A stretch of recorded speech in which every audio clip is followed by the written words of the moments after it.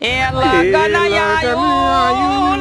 આયું મારા રાજ્યા છોકરાનું લગન આયું સાયકલની સીટી વાગી રાજુ ભાઈ પરણાવી નાર કેમ ચાલે છે બોલો મારા જોમનું માલ પરસ મનાલ જે પાછું પછી પછી ના કે તો કે ભાઈ વનમો પર આજે હું કોઈ હિસાબ કિતાબ બધું મનાલી હાલો ને અને રૂમાલ લાવી હાથ રૂમાલ વિડિયો જોયા જેવો છે